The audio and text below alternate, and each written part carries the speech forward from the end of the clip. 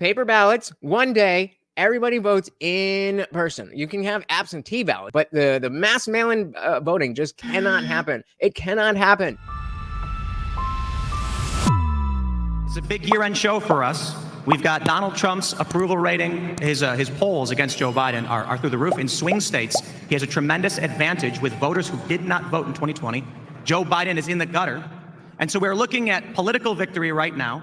We're looking at cultural victories with the likes of Public Square, building the parallel economy, with Angel Studios and their movies, and of course, with a massive crowd and what we're seeing here at Turning Point USA. So the big question is, with all of this success and all this hope right in front of us, what can we expect next year? And what do we do to keep the momentum up and avoid losing it? So that is a great question to start this off, and the lens through which I want to be talking about this and looking forward, because obviously an election year, there's a lot that's going to be going on. And always, as we say, especially with the, the announcement from Colorado, we need to understand where we are as in order to understand where we are going. Shout out to Jerry Singleton. Welcome to the party.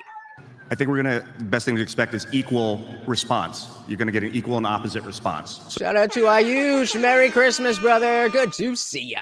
We've got to think clear, and we've got to have slippery minds and willing to do new things that have never been done before, awesome new technologies, things that people won't be expecting, and implement them fast like Uber was implemented. Yeah, I think one thing conservatives have to be very careful about here is not assuming that we're going to have a victory, because everyone was talking about the red wave day in and day out without us actually coalescing around a central message. And because the only thing we had to say was we're going to win, rather than putting forward a strategy for doing so, we ended up getting clobbered. And I'm worried that we have the potential to see that happen again in 2024. I don't know. Yeah, I think that's, I don't know how likely it is that anybody is going to beat Donald Trump, but we don't necessarily know if Donald Trump is going to be on the ballot. So it's definitely something that we can't take as a foregone conclusion. It says slippery minds, smooth brains. Yup. I don't know if I would, I know a lot of people felt like it was a clobbering with the midterm, but I think while we do see tremendous cultural victories, I'll give a shout out to Benny Johnson. He had that amazing clip that I saw on X, where he was shouting out this massive audience and showing the lack thereof for some other leftist personalities. While I think we certainly are doing really well culturally and winning the hearts and minds of people, I think what a lot of people missed in 2020 and 22 was winning elections is not just about convincing people to vote, it's who counts the votes. And that's my concern now going into 2024. We can sit here and talk about polls all day and night. Are we going to have the procedure behind us to actually win? You're talking about electronic voting, man. You need to know what that software code is, because if it's tricking shit behind the scene, maybe I can say that in this audience. You know what word I'm talking about. Charlie, kick him out. We need to be prepared. I think that demanding open source or free software voting like code like AGPL3, so at least we can look at the code. It doesn't mean that people can't hack into it, and that might still be an issue, but at least we know that the machines are doing what they're supposed to do. That's something that I wish I would have asked Ian when he was up here again. If you haven't seen it, go check it out. This idea about free the code, free the code, free the code. He's always talking about free the code. And I understand the basic notion of what that means. But like, okay, the code is free, and now what do we do with it? I wish I would have asked him that because he talks about that so often.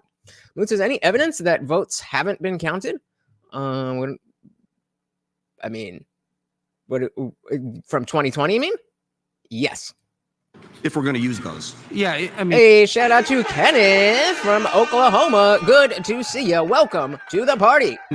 No country serious about democracy would ever use an electronic voting machine, and many don't, because anything digital can be manipulated. Look at Wikipedia. Look at the internet, where entire portions of history are now gone. So I would just demand that we have no electronic voting machines. Why would you even want to worry about that? But I would say, paper ballots, one day, everybody votes in person. You can have absentee ballots. Like, let's say you're bedridden or something, or you're just not gonna be around. But the mass mail-in voting just cannot happen. It cannot happen. That you don't want to give the other side credit for being straightforward or honorable, because they're not.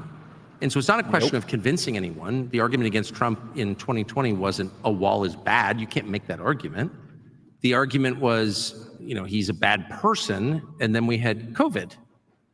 So what are you saying? He's wrong about the fact that you're saying Ian is wrong about the free the code thing, or Tucker's wrong about not using the machines?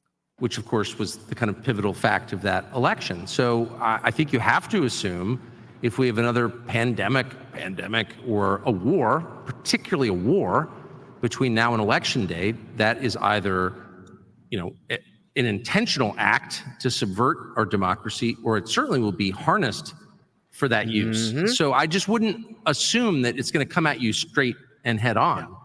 You know what I mean? Yeah, we have to understand people don't relinquish power peacefully. The establishment has a lot of power that they're abusing right now. We're dealing with criminals. We're dealing with individuals I love that shirt. Epstein didn't Epstein himself. that have committed psyops, that have committed horrible atrocities on the people of the world, that have started wars, that have started literal gene splicing, chemical, biological warfare against the people. So we have to understand there's going to be something that's going to be happening here that we should be absolutely paying attention to as we're dealing with essentially a multi-trillion-dollar propaganda machine. But it is being wrecked by shit posters and memes. Yeah, it is being destroyed by individuals speaking truth to it. It is being destroyed by individuals coming together, coalescing, and saying enough is enough of this bull crap. I am done. My life has value. I am standing up for myself. I am standing up for this country.